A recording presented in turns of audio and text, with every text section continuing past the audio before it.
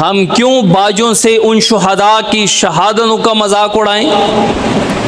ہم کیوں motor cycle سے بھگا کے اور وہ سلنسر اتار کے ان کی قربانیوں اور شہادتوں کا مذاق اڑائیں؟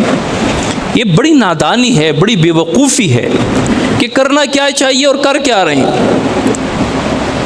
والد صاحب، کسی کے والد کوئی گھر بچاتے بچاتے یا بناتے بناتے قربان ہو گیا، شہید ہو گیا، مارا گیا، اور ہر سال اس کے بچے اس گھر میں میوزک لا کر اور میوزک، جی اس دن ہمارا یہ گھر ہمارے مخالفین سے والد صاحب نے آزاد کر دیا۔ کوئی نہیں ایسا کرے گا، وہ کہے گا اس گھر پہ ہمارے والد قربان ہوئے ہیں، ہم اس دن ان کے لیے فاتح خوانی کریں گے، ہم ان کے لیے صالح ثواب کریں گے۔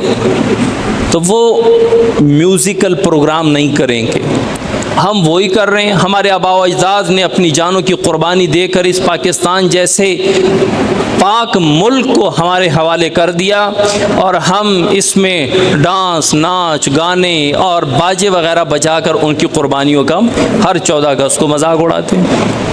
اللہ کریم ہمیں سمجھ عطا فرمائے اور صحیح طور پر پاکستان جیسے عظیم ملک پر اللہ کا شکر ادا کرنے کی ہمیں توفیق عطا فرمائے، اور اللہ پاک ہمارے ملک پاکستان کو ہر قسم کے اندرونی بیرونی سازشوں سے محفوظ فرمائے، اور اللہ تعالیٰ اس پیارے ملک پاکستان کو جس پر تمام مسلمان ممالک کی نظریں ہیں اور توقع کی نظریں ہیں، اللہ کریم اس ایٹمی مسلم ملک کو سدا قائم و دائم رکھے۔ وما علینا الا البلاغ المبین۔